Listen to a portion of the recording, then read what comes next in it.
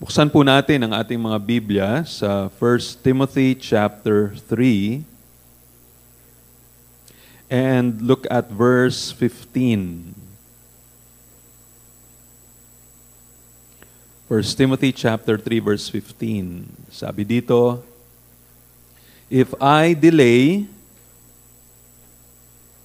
you may know how one ought to behave in the household of God, which is the church of the living God, a pillar and buttress of the truth." Okay, ngayon pong umaga ay tutuloy po natin itong ating series, What is a Healthy Church Member? And,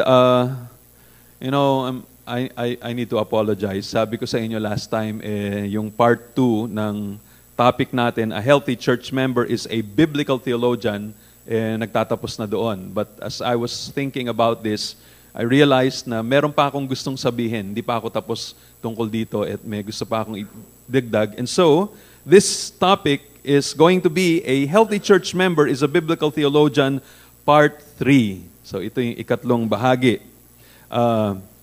Naalala ninyo sa pag-aaral natin, nung tinitingnan natin itong marks ng isang healthy church member, first, he or she is an expositional listener. No? Para magkaroon tayo ng mga healthy churches, hindi lamang ang merong responsibilidad para magkaroon ng maayos na iglesia ay ang pastor na nagtuturo ng salita ng Panginoon. Dapat maayos ang kanyang pag-prepare, maayos ang kanyang pagtuturo, prayerful siya, etc. Pero pati yung members na uma-attend regularly, meron din sila equally, meron silang responsibility to bring about a healthy church. Dapat maayos din ang kanilang pakikinig, maayos ang kanilang pagsunod sa salita ng Panginoon. Okay, and then ikalawa na nakita natin is that a healthy church member is a biblical theologian. He is a biblical theologian. No, at nakita natin last week na share ko sa inyo, I focused on the importance of biblical doctrine. Pinakita ko sa inyo yung mga examples from the Bible that prove the importance of doctrine. At tinapos ko yung pag-aaral natin by looking at how doctrine or biblical theology promotes health in a church member. So sabi ko nga ngayon, itutuloy pa natin to. Meron pa akong isang bagay na gustong i-share sa inyo under this heading, a healthy church member is a biblical theologian, and I want us to look at practical suggestions for developing a doctrinal ministry. So gusto kong i-share sa inyo at parang gusto ko ito ay para marinig ng mga elders natin, maalala ko rin at maalala ng mga leaders natin, mga Bible study teachers natin dito, mga self-servants, mga nagtuturo ng salita ng Panginoon, maalala nila kung ano-ano yung mga dapat nating gawin to develop a doctrinal ministry. Okay, so yun yung gusto kong ipakita sa inyo. Kaya tingin ko, ito yung magandang pagtatapos nitong aspect na ito, looking at a healthy church member being a biblical theologian. Okay, now, bago tayo pumunta dun sa mga puntos na nais kong ipakita in connection with that, dalin ko ulit tayong lahat dito sa 1 Timothy chapter 3 and verse 15. Simulan na nating basahin dito sa verse 14. Chapter 3, verse 14 and 15. Tingnan nyo, nakalagay uli dito. Sabi ni Paul, "I hope to come to you soon, but I am writing these things to you so that if I delay, you may know how one ought to behave in the household of God, which is the church of the living God, a pillar and buttress of the truth." Okay, so dito makikita natin, ito ang pinakamaliwanag na statement na makikita natin dito sa letter ni Paul, sa unang sulat ni Paul kay Timothy, patungkol sa kanyang purpose. Bakit niya sinulat itong letter na to? So ito yung pinakaklarong statement na makikita natin, ba't niya sinulat ito? There are other reasons na hindi natin kaagad makikita, pero ito klarong-klaro na talaga, no? So, eto sinasabi rito, sabi ni Paul rito, I am writing these things to you so that if I delay, kung sakali mang yung pinaplano kong time na makarating dyan, tapos hindi ako nakarating on time, sabi niya, you may know how yung one na yon refers to a Christian, refers to a believer dito sa Church of Ephesus. Sinasabi niya rito how one ought to behave in the household of God, which is the church of the living God. So, ito pinapakita niya rito, kung gusto nating malaman, how are we to behave in the church of the living God, in the church, in the local church tulad nito? Well, ito, read 1 Timothy, or I would say, read the pastoral epistles, yung 1 Timothy, 2 Timothy, Titus. Diyan nakadetalye, and very clear yung mga nakalagay dyan, how believers inside the local church are to behave. Ano yung dapat nilang pinaniniwalaan? How are they to relate with one another? Ano yung mga practices na dapat makikita sa kanila sa loob ng iglesia? So, napakaganda nito. Of course, in other epistles, meron din nakalagay, pero kaya nga ito tinatawag na pastoral epistles dahil ito ay mga instructions ng Panginoon para sa pastoral representatives ni Paul. No? At itong mga pastoral representatives niya, sila yung mga naging leaders nitong mga church na kanyang iniwan. Tulad nung sa Ephesus, si Timothy. Doon naman sa churches on the island of Crete, si Titus naman. So pinapakita roon sa 1 Timothy halimbawa at sa Titus, paano mag-raise up ng mga elders? Ano yung mga dapat i-confront ng mga problema doon? Ano dapat ang mga priorities? Sa 1 Timothy nakalagay, dapat prayer. Dapat ganito mga ginagawa nyo and so many other things. No? So, napakaganda nito. So, ito again, pinapakita dito sa 1 Timothy chapter 3, verses 14 and 15, ano yung purpose. But at the same time, pinapakita rin ito. This is also one of the most important passages that tell us regarding the nature of the church. The nature of the church. Ano sabi ng verse 15? Sabi dito, it is the household of God. Tahanan, kumbaga, ng Panginoong Diyos. Household, para isang pamilya. We have Jesus Christ who is our head, and we are brothers and sisters dito sa iglesyang ito. So, we call this also a church family, para tayong malaking pamilya dito. Another, sabi dito, it is the church of the living God. Ang Diyos na nagmamay-ari nitong iglesyang ito ay hindi idol. Siya ay hindi estatwa na may mata pero hindi nakakakita, may tenga, hindi man nakakarinig, may bibig, hindi na nakakapagsalita. Tulad sa ibang maraming mga simbahan na maraming makikitang mga estatwa pero wala namang nagagawa. No? Pang dekorasyon lamang doon o yun nga, nagiging abomination lamang sa mata ng Panginoon because these are idols. Now, sinasabi ng Panginoon na ang tunay na iglesia ay pagmamay-ari ng living God. So, hina-highlight dito, buhay ang Panginoon Diyos na ito. No, siya ay may relationship dito. Pag sinasamba, pag tayo umaawit, merong Diyos na nakakarinig, merong Diyos na dumidinig ng ating mga dalangin, merong Diyos na nagpapala, may Diyos na nagre-release ng kanyang kapatawaran sa ating mga kasalanan, may Diyos na nagbibigay ng encouragement, may Diyos na nagbibigay ng comfort, may Panginoon na naguhugas ng ating mga kasalanan, may Panginoon na nagbibigay ng grasya so that we may be able to live lives that are pleasing in His sight. It is the church of the living God. Kaya pag tayo nagtitipon, dapat sensitive tayo doon, buhay ang Panginoon na ating sinasamba. But there's another phrase here na talagang gusto kong tutukan. Sabi rito na ang church daw is a pillar and buttress of the truth. Yan ang gusto kong tutukan ngayon para i-connect ko dito sa pinag-uusapan natin that a healthy church member is a biblical theologian. The fact na sinasabi rito na ang iglesia is a pillar and buttress of the truth. Pag sinabing pillar, you are talking of a supporting medium, isang poste, isang pillar, isang prop, isang bagay na sumusuporta sa isa pang bagay. Pag sinabing buttress, dito sa Greek na pinagmulan nitong salitang ito, it means that which provides a firm base for something, that which has reinforcing power, that which makes stable. It is a support, a ground, a basis, a foundation.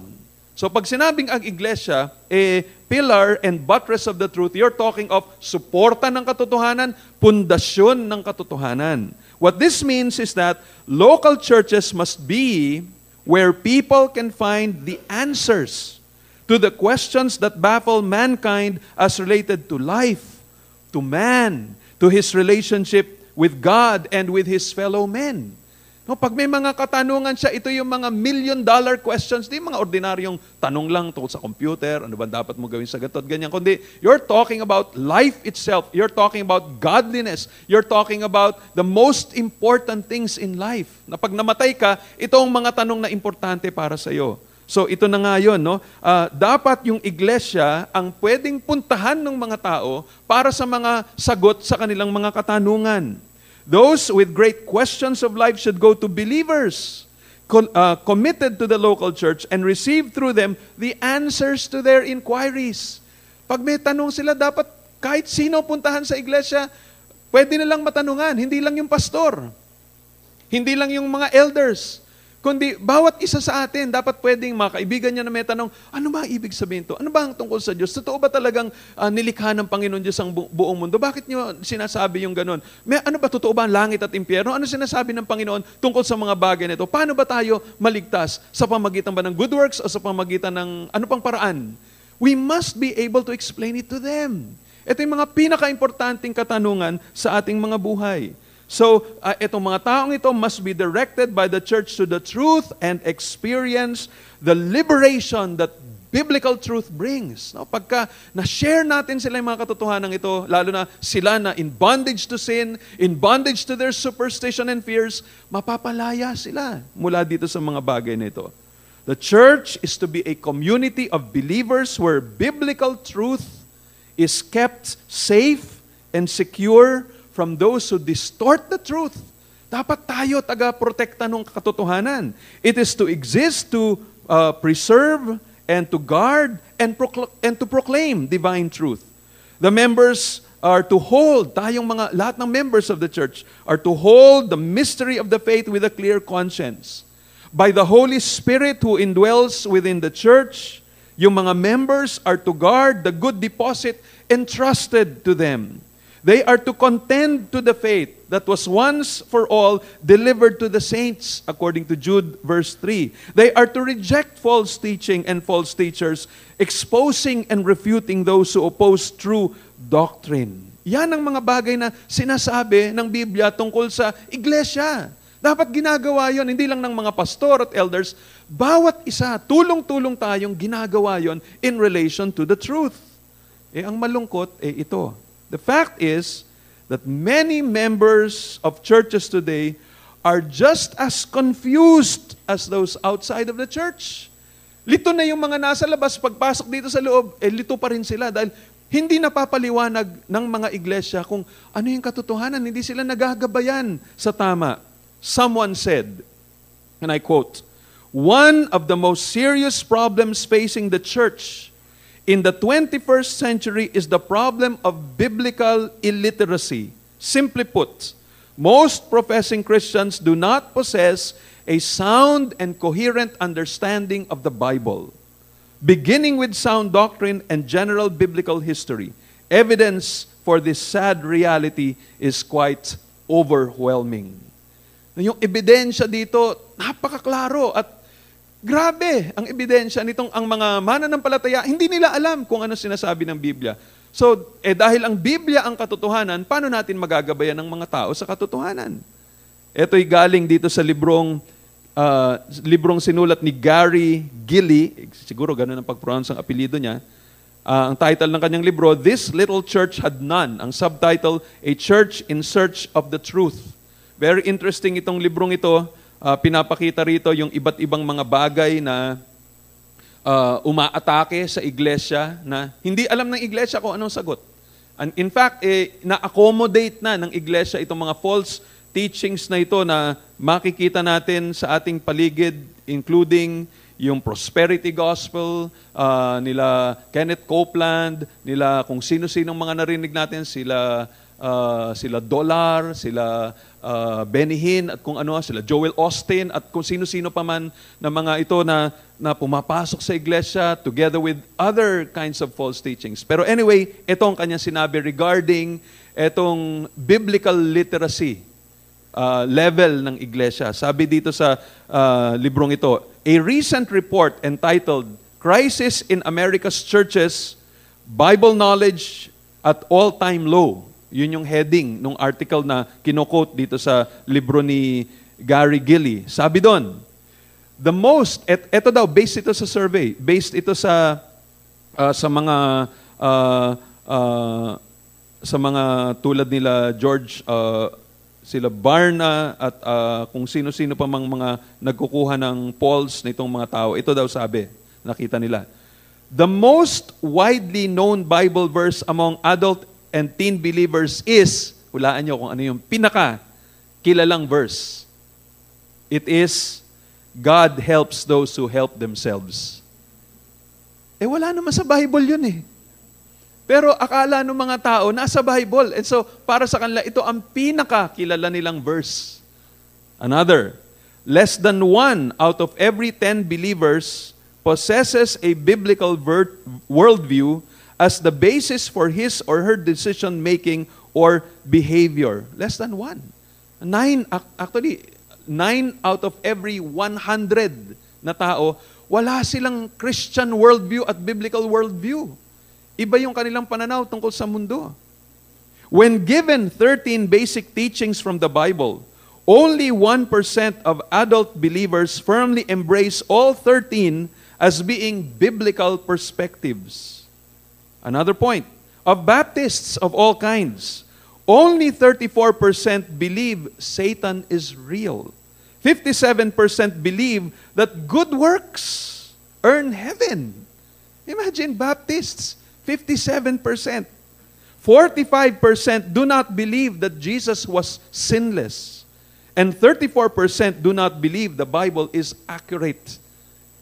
Baptists na yung pinag-uusapan natin. Di pa paano pa yung ibang nagkiklaim na sila ay evangelicals? Another point, only 32% of born-again Christians believe in the existence of absolute moral truth. In Barna's most recent study, it was discovered that only 9% of those who claim are born again have a biblical worldview. In a later survey of the clergy, mga pare, mga pastor, it was found that only 51% of Protestant pastors have a biblical worldview. Ito, pastor lang pala ito, hindi nakasama mga pare. Imagine, 51% lang ng mga pastor have a biblical worldview. Even by Barna's minimalist definition, kasi may definition siya kung ano ang ibig sabihin ng Christian worldview. Wala pa nga doon, hindi pa niya binanggit doon yung resurrection ni Jesus Christ, yung atonement ni Jesus Christ, yung Trinity, hindi pa niya binanggit doon. Pero 51% ng mga Protestant pastors ang nakita nila na sila lang ang merong biblical worldview. He states, sabi ni Barna, the low percentage of Christians who have a biblical worldview is a direct reflection of the fact that half of our primary religious teachers and leaders do not have one. No, mga kalahati. Sabi, ang dahilan kung bakit, tulad ng unang nabanggit ko kanina, na less than 1, tama ba to sabi ko? Less than 1 out of every 10 believers ang merong Christian or biblical worldview. Bakit ganon? Dahil kalahati ng mga pastor, sila mismo walang Christian worldview. Ito pa ang malala. Sabi niya, the research also point out that even in church where the pastor has a biblical worldview, most of the congregants do not. More than 6 out of every 7 congregants in the typical church do not share the biblical worldview of their pastor even when he or she has one. Imagine, pati daw yung mga churches na kung saan okay na, yung pastor nila may maayos na worldview, pero sabi doon, yung kanilang members, 6 out of 7, they do not hold yung worldview ng kanilang pastor. Grabe itong sitwasyon na ito. Sabi pa ni Gary Gilley, sabi niya, one of the things that separate the church from all other organizations is that it is to be the pillar and support of the truth. 1 Timothy 3:15. The congregation which is not functioning as the support and dispenser of truth falls short of the biblical criteria for a local church. Therefore, the assembly which does not major on truth does not fit the definition of a New Testament church. Its attendance may be mega, marami, masyado, mega church. Its program prolific, its enthusiasm contagious, and its motive honorable. But if it is not the pillar and support of the truth, it fails in its job description as a church. Call it a club, a social gathering, a political awareness group, a socially concerned assembly, or an entertainment center. but don't call it a church. No, pagka hindi natin kayang ipaliwanag yung doktrina, hindi natin pinipreserve ang doktrina, hindi natin nalilid yung mga tao sa tamang doktrina na para makilala lang totoong Diyos, wag natin tawagin na sarili nating iglesia. So, nakakalungkot. Alam nyo, ang daming mga malalaking churches ngayon na gano'n na, hindi na alam ng mga tao. Okay, sabihin lang, we're a gracious church, we're a loving church, we're a prayerful church, we're a church na talagang dumadami kami, dami naming magagandang mga activities. But their people do not know doctrine. They don't even, you ask them, what is the gospel? They don't know what the gospel is. So, malungkot ito. So, now we come to the question, how then can we guard ourselves from this deplorable condition? Paano natin mapoproteksyonan ang ating sarili? How can churches become doctrinally based churches again? Para pwede nating matawag ang ating sarili the pillar and buttress of the truth, or the pillar and foundation of the truth according to other translations. So yan ngayon ang ating gustong tingnan. Okay, so again, these are practical suggestions na makikita natin for developing a biblically theological ministry. Okay, so ano yung makikita natin? Number 1, itong mga points na gusto kong i-share sa inyo. It has to start from its ministers, its elders or pastors or overseers. No? Para magkaroon nitong biblically theological ministry, dapat magsimula sa mga pastor, sa mga ministro, sa mga elders, sa mga overseers. Commitment to doctrine must begin with them. Sa kanila dapat magsimula. Di ba ano sinasabi ng Biblia? Pinapakita ng Bible, it is their responsibility to oversee and to promote sound doctrine. For example, Titus chapter 1 verse 9. The Apostle Paul explaining the qualifications of elders. At ito yung kanilang main responsibility. Sabi niya sa Titus chapter 1 verse 9, itong elder na ito, must hold firm to the trustworthy word as taught, so that he may be able to give instruction in sound doctrine and also to rebuke those who contradict it. So yung role nitong mga elders, napaka-importante. Sabi ng 1 Timothy chapter 4 verse 16 that the man of God must, sabi ni Paul rito, keep a close watch on yourself and on the teaching. Talagang dapat binabantayan niya ng mabuti yung kanyang katuruan. Sabi ng 2 Timothy chapter 2 verse 15, ito instruction ni Paul sa mga ministers, do your best to present yourself to God as one approved, a worker who has no need to be ashamed, rightly handling the word of truth. That is 2 Timothy chapter 2 and verse 15. Sinasabi din ng salita ng Diyos na sila, ng mga elders o mga pastors, are to maintain and defend the faith. Now, primarily, of course, everybody should be involved in this, pero primarily, nasa kanilang responsibility yon. Sabi ng 1 Timothy chapter 6 verse 20, sabi ni Paul kay Timothy, O Timothy, guard the deposit entrusted to you. It's the deposit of the truth. It's the deposit of the gospel that he was referring to. In 2 Timothy chapter 1 verse 14, sabi ni Paul kay Timothy, by the Holy Spirit who dwells within us, guard the good deposit entrusted to you. So dapat guardyahan yon. Pero hindi lang pwede sa sarili mong talino at kalakasan. It must be by the help of the Holy Spirit. Another thing na makikita natin sa salita ng Panginoon Diyos, that itong mga elders or mga pastors na to should make the promotion of sound doctrine a priority. Dapat priority yon. They should make it a priority to alert the church to the errors. To errors. Dapat, ayun, kasama yun sa kanilang responsibility. I-alert nilang iglesia, ito ang mga maling katuruan, ito mga maling mga teachers, mag-iingat kayo sa kanila. And then to lead them back again to right teaching. Tingnan niyo sabi ni Paul kay Timothy sa 2 Timothy chapter 4 verses 2 to 4. Preach the word, be ready in season and out of season. Reprove, rebuke, and exhort with complete patience and teaching, for the time is coming when people will not endure sound teaching, but having itching ears. They will accumulate for themselves teachers to suit their own passions, and will turn away from listening to the truth and wander off into myths. Kaya sabi ni Paul sa mga elders ng Ephesus, nung kanyang pinatawag sa Acts chapter 20, beginning in verse 28, sabi niya, pay careful attention to yourselves and to all the flock in which the Holy Spirit has made you overseers, to care for the church of God which He obtained with His own blood. I know that after my departure, fierce wolves will come in among you, not sparing the flock, and from among your own selves will arise men speaking twisted things to draw away the disciples after them. Therefore, be alert. Be alert.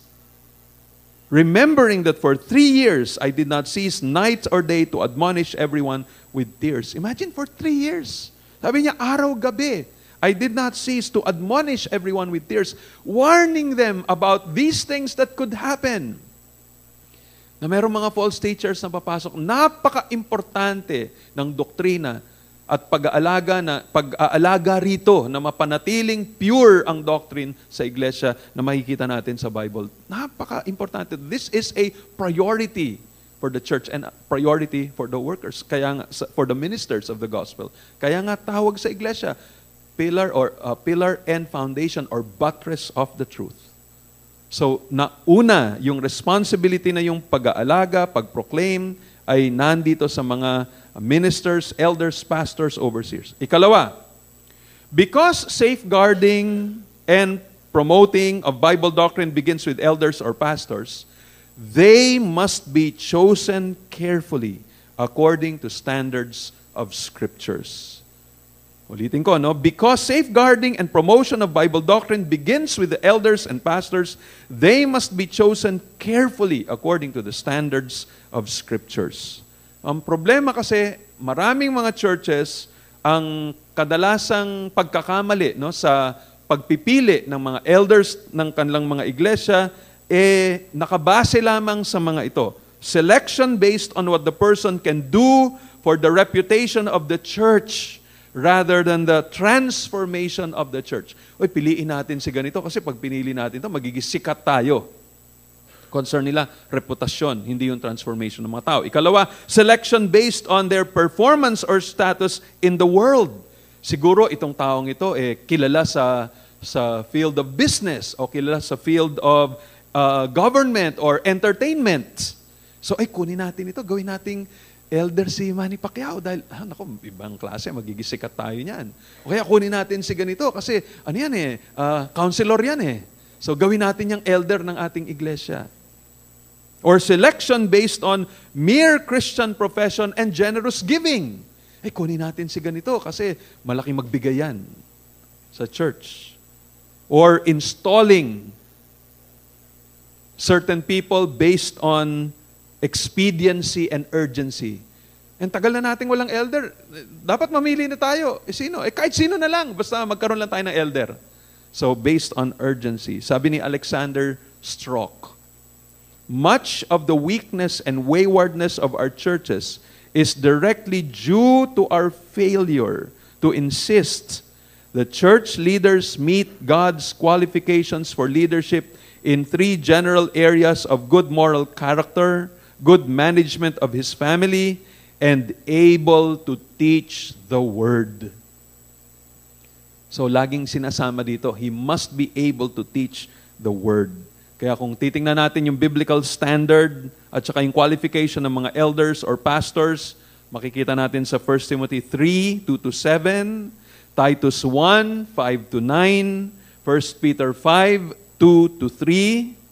Pero isa sa mga pinaka-importanting responsibilities na makikita natin about the elder or the pastor is in Titus chapter 1, verse 9.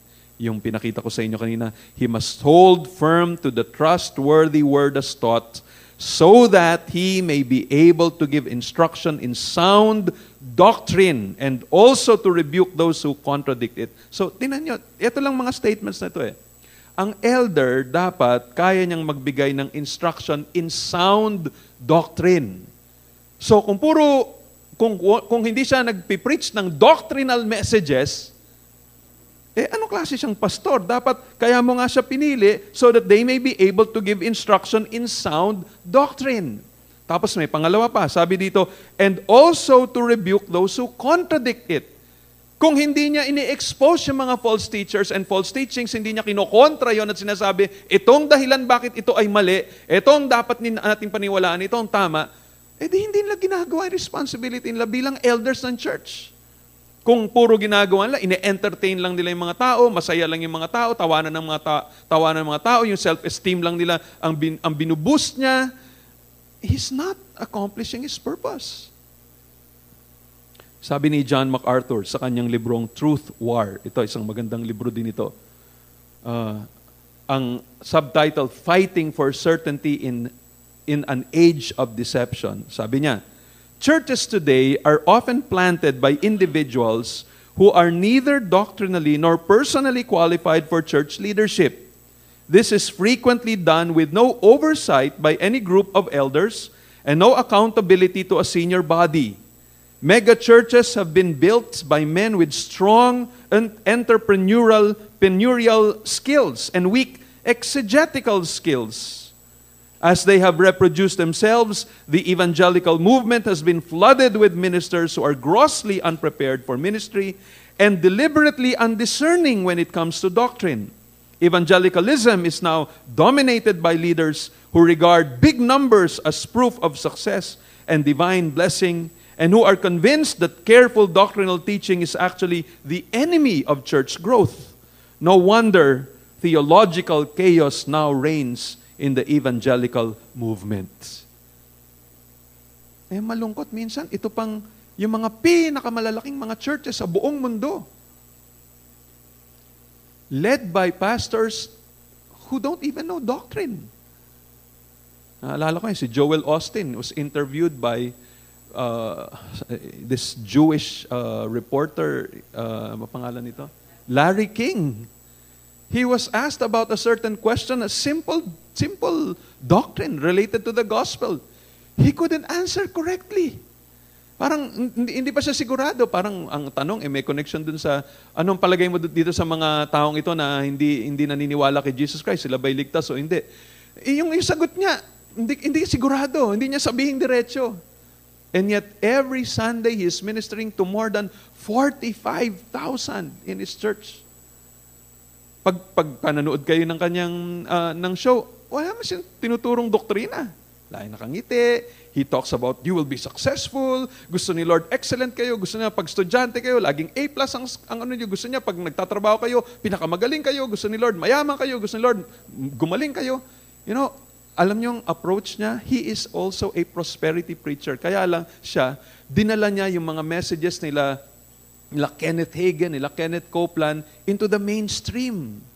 Kung dati may ibang mga tao na parang sinasabi nila, yung turo na Kenneth Copeland, extreme talaga yan. Ngayon, hindi na nila iniisip yon because of what Joel Austin did. Ito yung mga bagay na nakakalungkot and they don't teach doctrine. Number 3, let's go to number 3. Pastors should go back to serious Bible exposition and theological teaching. Ito, again, ano ba pinag-usapan natin? Paano natin magagawang ang mga ministries natin uli ay doctrinal o theologically biblical? Well, pastors should go back to serious Bible exposition and theological teaching. Ano ang ibig sabihin nito? Well, just to look at some points under this, pastors must teach themes that are doctrinal and not only practical or relevant in nature. Diba? Dapat tinuturo nila about the attributes of God, the inspiration and authority and sufficiency of scriptures, the gospel, the incarnation, the substitutionary sacrifice and resurrection of Christ. They should not be afraid to introduce doctrinal terms tulad ng atonement, propitiation, Trinity, or maybe some terms like sola scriptura or the final authority of scriptures. Hindi sila dapat natatakot na naggamitin yung mga terms na yun. And they should go over these fundamental truths with their hearers more carefully. Dapat maingat nilang tinuturo ito sa kanila. And we should not, kung kaming mga pastor, we should not be afraid if at times our preaching will stir our people to deep thinking rather than to stir up emotions. No, kung minsan, yun, parang, ano bang problema doon kung mapapaisip yung mga tao?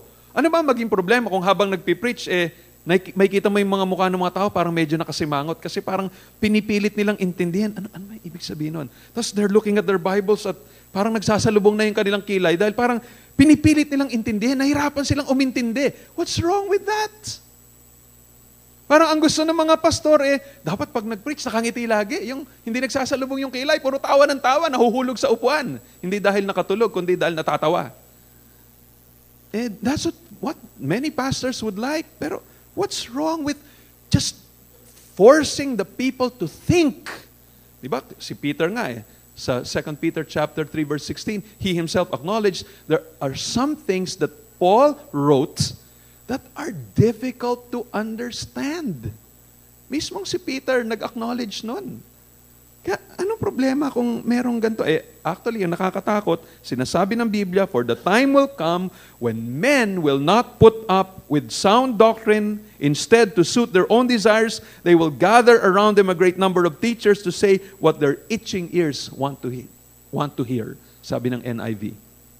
Yan ang problema Mga tao, hindi na nila gustong nag-iisip, hindi na nila gustong naghihirap patungkol sa ano ba ibig sabihin nito, and they don't want to study. Gusto nila parang spoon-fed, madali matanggap, everything dumbed down. Pinabobo yung mga katuruan para hindi na sila mag-iisip, pinasimplify lahat.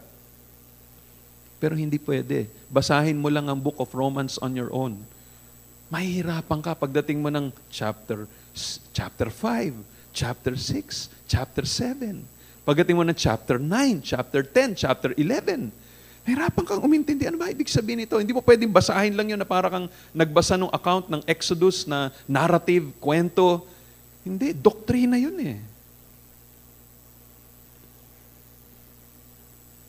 Okay, so another point under this, etong pastors should go back to serious Bible exposition. Take note, hindi ko sinabi that pastors are never to teach any practical or relevant messages. What I said is that they should not be the only themes that pastors should be teaching.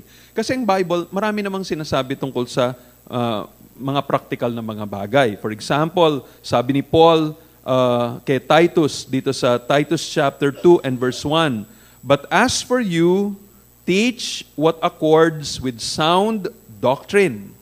What was he referring to? Ano itong mga things na ito that accord with sound doctrine?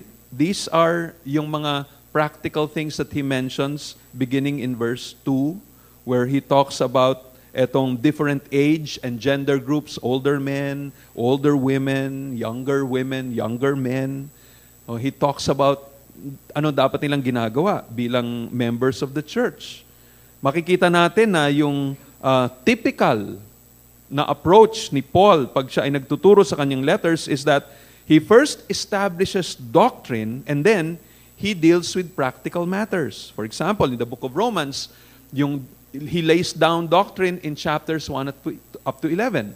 And then from chapter 12 up to 15, he deals with practical topics such as how to serve one another, dealing with people, handling difficulties and conflicts, attitude and behavior in relation to government, loving one another, moral behavior, relating to those who embrace different opinions from our own.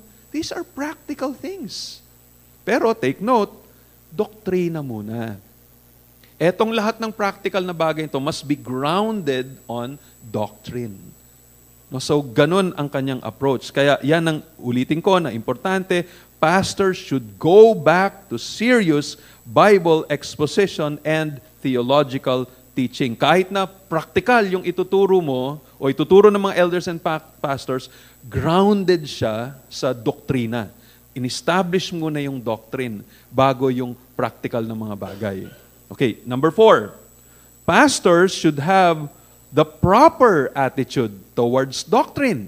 Hindi lang nila tinuturo. Kung mali naman yung attitude nila, wala rin magiging impact yung tinuturo nila. Dapat tama attitude. Ano-ano mga attitudes? Well, one, pastor should be prayerful when they preach doctrine. Yan ang isang, tawagin ko na lang na attitude para masama-sama ko itong iba't ibang bagay na sasabihin ko. What should they do? They should pray and encourage their flock to pray that their teaching may be honored by God. Sabi ng 2 Thessalonians 3 verse 1.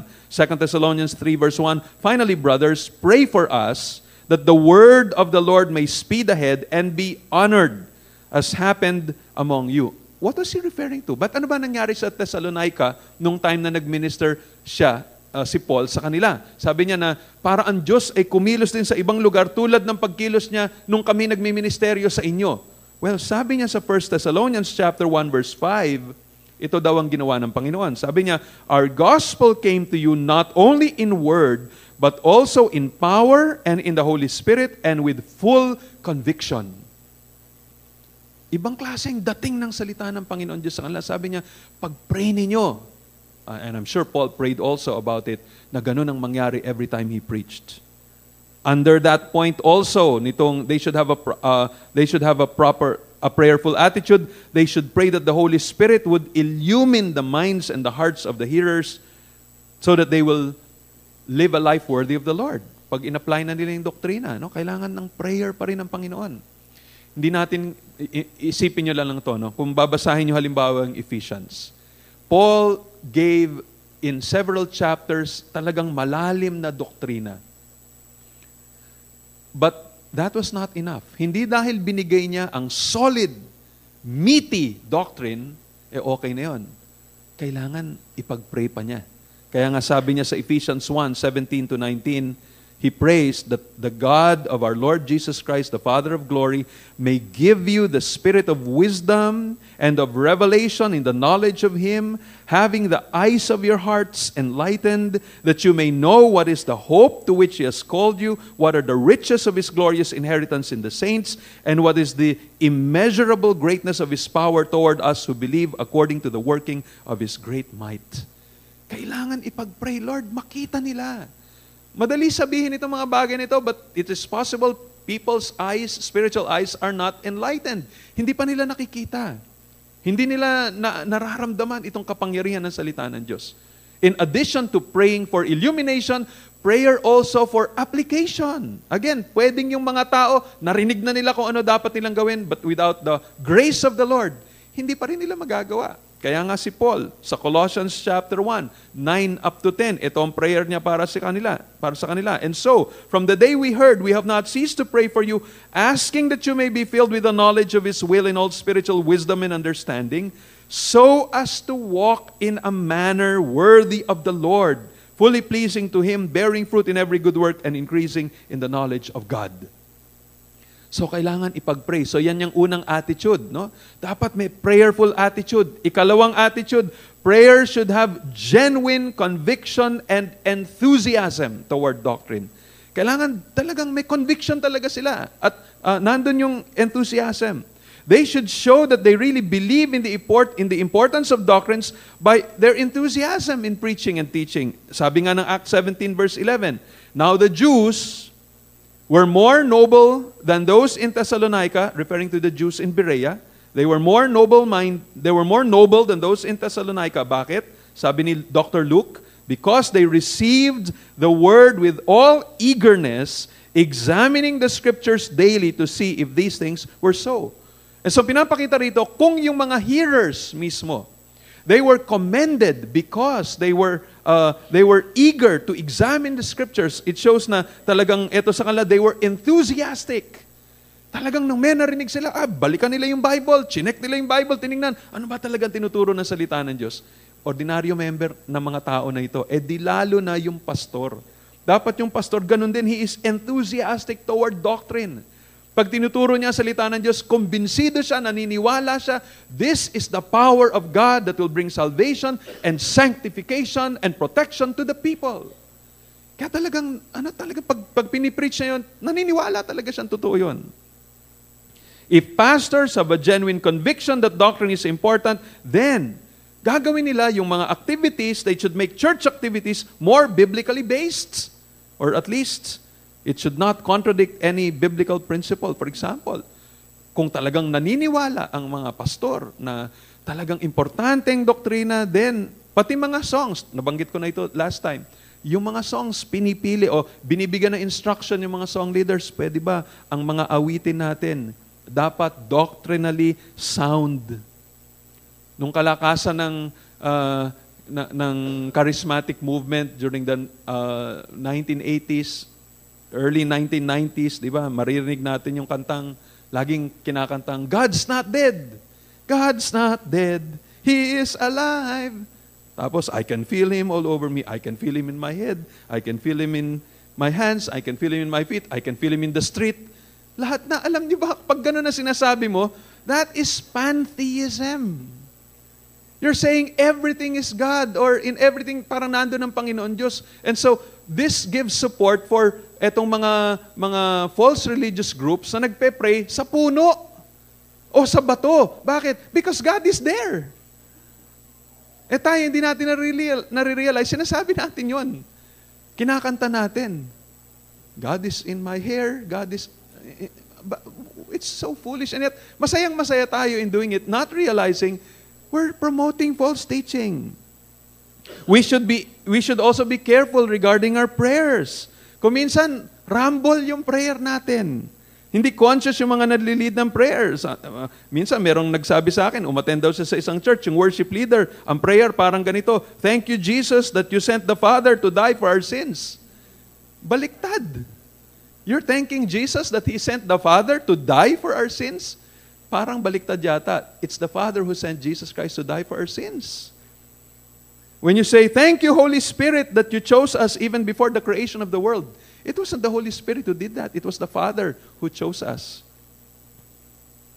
Kaya yan ang ilang mga bagay. Another, under this, etong attitude ng genuine conviction and enthusiasm, kung talagang totoo ito, then, kung talagang may genuine conviction ang mga pastors sa doctrine, it is important that they should encourage their flock to read theological books or other solid meat Christian literature and not just practical milk literature of our times.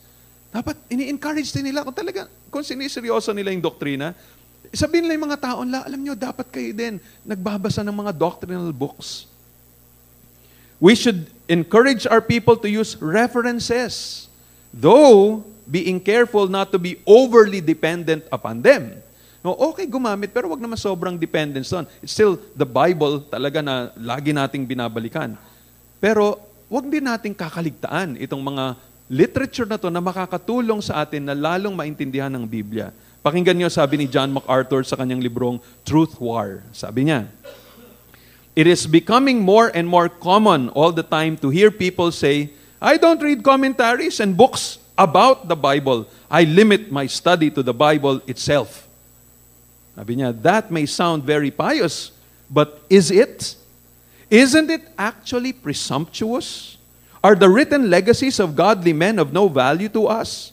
Can someone who ignores study aids understand the Bible just as well as someone who is familiar with the scholarship of other godly teachers and pastors? Tapos he mentions one textbook on hermeneutics. It answers the question this way.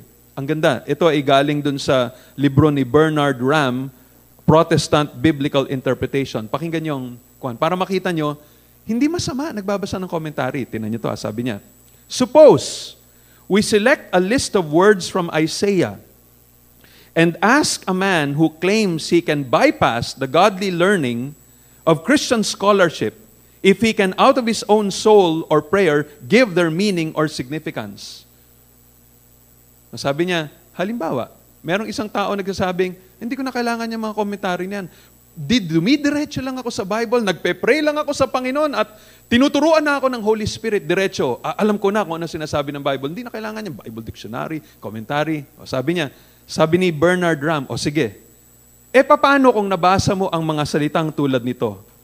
Tyre, Zidon, Chittim, Sihor, Moab, Maher-shalal-Hashbaz, Kalno, Karshemish, Hamath, Eyath, Migron, Michmash, Geba, Anathoth, Laish, Nob, and Galim, he will find the only light he can get on these words is from a commentary or a Bible dictionary.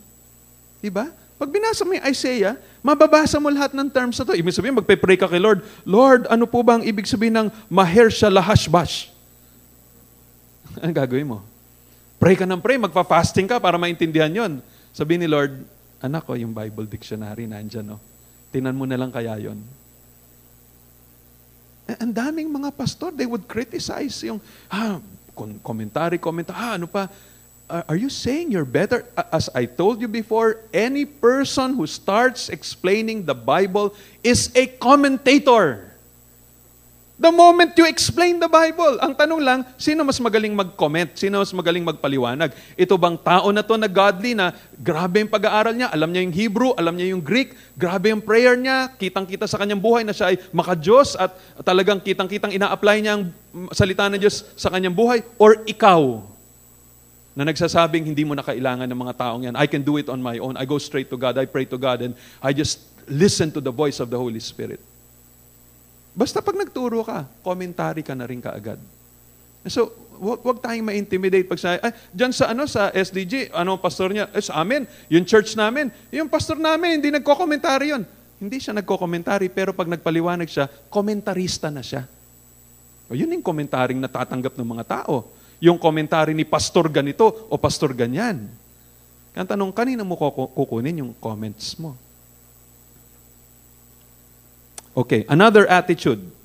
Pastors should remember that that Bible doctrine should not be an end in itself. Another attitude yan. So, meron na tayong ilang attitudes na nakita. No? Una, they should be prayerful. Pangalawa, they should have genuine conviction and enthusiasm. At ngayon, ikatlo, they should remember that Bible doctrine should not be an end in itself. Sabi ng 1 Corinthians 8 verse 1 ng NIV, knowledge puffs up, but love builds up. Bible doctrine should always lead into something else. Bible doctrine should always lead to application. Sabi ng Joshua chapter 1 verse 8, this book of the law shall not depart from your mouth, but you shall meditate on it day and night, so that you may be careful to do according to all that is written in it. Dapat ma-realize natin that the ultimate goal of application of the truth is the glory of God. 1 Corinthians 10:31 says, so whether you eat or drink or whatever you do, do all to the glory of God. Okay, now number 5. Anong ikalima na dapat nating gawin sa ating iglesia so that we may have a doctrinal ministry? Mabalik ang doctrinal ministry. Ikalima, pastors should be willing to expose false teachers and false teaching. Dapat willing sila to expose false teachers and false teaching. Sabi ni John MacArthur, again, from his book, Truth Wars, The Truth War, sabi niya, many people have the false idea that Christians should never argue about anything. We're not supposed to engage in polemics. Yung polemics, ito na yung nakikipag-argue ka na, pinapakita mo, mali yung katuruan mo, ito sinasabi ng Bible, etc. I hear this frequently, sabi ni MacArthur. Why don't you just state truth in positive terms and ignore the views you disagree with? Why not steer clear of controversy, forget the negatives, and present everything affirmatively? Bakit ba kailangan mo pang banggitin yung mga false teachers? Turo mo na lang diretso yung positive yung mensahe mo. Ito, sagot ni Martin Lloyd-Jones. Hindi na to si John MacArthur. Pero ito, sagot ni Martin Lloyd-Jones patungkol dito sa attitude na to ay ganito. Sabi ni Martin Lloyd-Jones, it is important that we should realize that if we speak like that, tulad nung nag-comment kay John MacArthur, we are denying the Scriptures.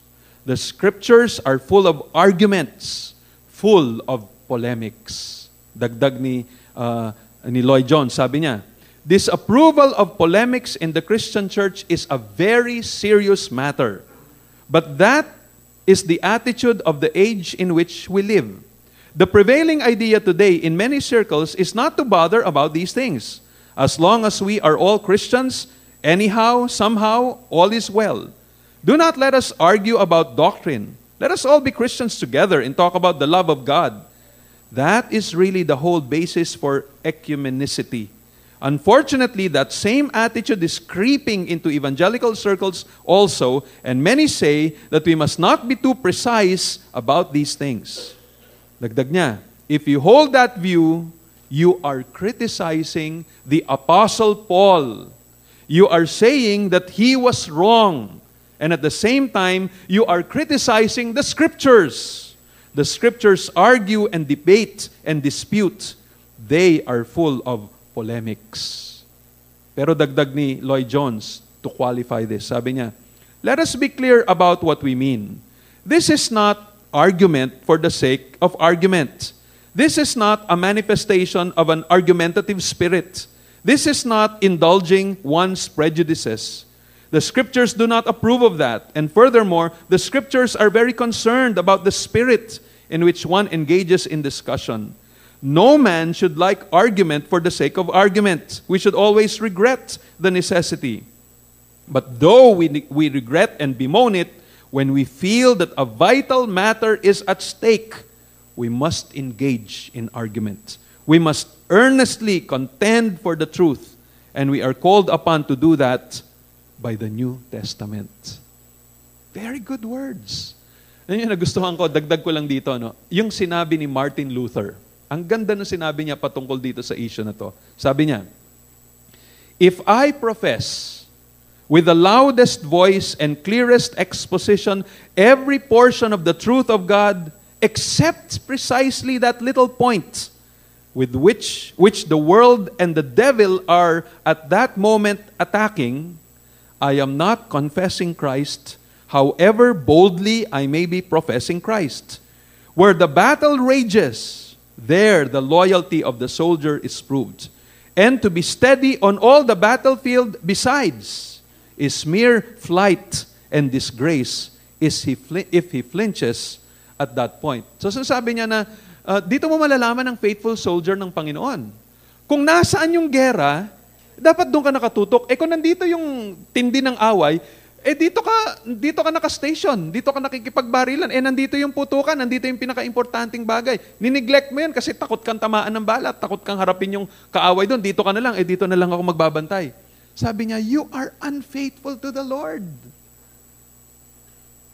So kahit na puro positive messages of the gospel yung tinuturo natin, and yet napapalibutan na tayo ng mga iglesia o ng mga false teachers na pumapasok na sa iglesia, kinakain na tayo, talagang yung mga tao natin nalilito na, hindi na nila alam kung ano tama, and we do not deal with them, we are not being faithful preachers. Ayan sinasabi rito, this is how we bring our churches again na maging doctrinal. And then one more thing, churches should restore biblical church discipline. Dapat ibalik ito. Kung gusto nating maging doctrinal uli ang mga ministries natin, we should restore biblical church discipline. Yan ang isang dahilan kung bakit wala ng discernment ang iglesia ngayon. At ang mga maling katuruan kumalat na sa maraming mga iglesia because people do not take seriously itong nakalagay sa Matthew 18:15 up to 17 about church discipline. And by the way, this is not just talking about moral issues. Hindi lang ito nagkasala ng immorality, pumatay ng tao, nagnakaw sa iglesia, or what. Hindi lang ito. It includes issues pertaining to doctrine. Sabi ni J. Adams, when churches reacted to the abuse of church discipline that was all too common in the 18th and in the 19th centuries, by virtually eliminating church discipline, the broken dike cleared the way for the liberal takeover of the church and allowed the ways of the world to flood in. Sabi ni J. Adams, the collapse of church discipline was the most obvious reason for the decline of discernment in the church. No, dahil wala nang church discipline. Anong pinaniniwalaan mo? Ay, sige, okay lang. Loving naman kami dito sa church na to. Hindi namin ina-address yung ganyang mga issues. Hindi ako naniniwala sa Trinity. Ay, okay lang, Brad. Dito lang, mahal ka naman namin dito .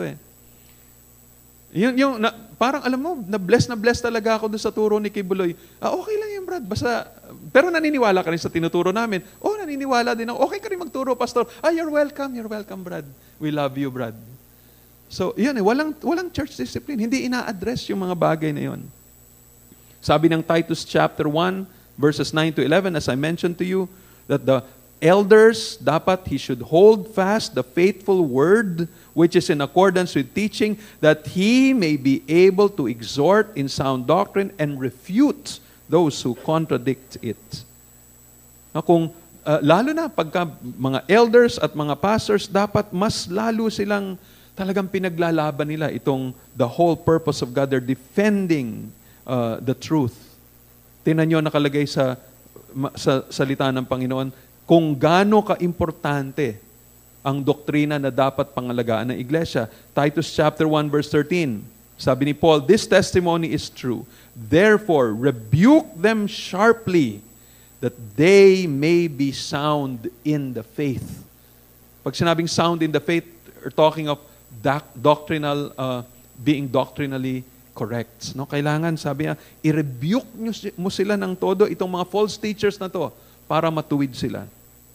Galatians 1:8 and 9, sabi ni Paul, but even if we or an angel from heaven should preach to you a gospel contrary to the one we preach to you, let him be accursed. As we have said before, so now I say again, if anyone is preaching to you a gospel contrary to the one you received, let him be accursed. Para dun sa mga nasa iglesia who have been teaching falsehood, sabi ni Paul sa 1 Timothy 1:19 and 20, by rejecting this, some have made shipwreck of their faith, among whom are Hymenaeus and Alexander, whom I have handed over to Satan, that they may learn not to blaspheme. You see how important it is na yung disiplina na binigay niya dito sa mga taong ito, sabi niya, I handed them over to Satan, that they may learn not to blaspheme. Ganon kaseryoso itong issue na to ng paglihis. I'm not talking about yung mga minor differences between churches, yung isa amillennial, yung isa premillennial, yung isa ganito. Hindi yung mga minor doctrines. We're talking about the fundamentals of the faith. Yung mga essentials ng ating pananampalataya. No, pagka ito ay hindi mo pinaniniwalaan, kumukontra ka na dito, tapos nagtuturo ka ng false doctrine, that is a serious matter that requires church discipline. And so again, ito yung mga bagay na dapat nating kinoconsider sa ating mga iglesia kung gusto natin na talagang tayo ay magkaroon ng isang doctrinal ministry or biblically theological ministry. Ulitin ko, it has to start with the ministers. The elders, the pastors, dapat sila ang pinaka-committed sa doktrina. Pangalawa, dapat dahil sa responsibility nila na yan, kailangan pinipili sila ng mabuti according to the standards of Scripture. Ikatlo, dapat ang mga pastor o elders, they should go back to serious Bible exposition and theological teaching. Hindi lang puro practical ang kanilang tinuturo, pero kung practical ang teaching nila, it must be doctrinally grounded. Ikaapat, pastors should have the proper attitude towards doctrine. It must be prayerful. They must have genuine conviction and enthusiasm. Dapat ang attitude nila, they do it for the honor and the glory of God. Hindi end in itself ang pagtuturo ng doktrina. Ikalima, they should be willing to expose false teachers and false teaching. Hindi lamang sa church, puro positive, puro nakangiti yung mga tao. Talagang may time na parang nararamdaman mo na, Lord, talaga seryoso pala ito. Panginoon, hindi pala pwedeng laruin ang salita ng Panginoon. Ulit ko, may time talagang para mapapaisip ka.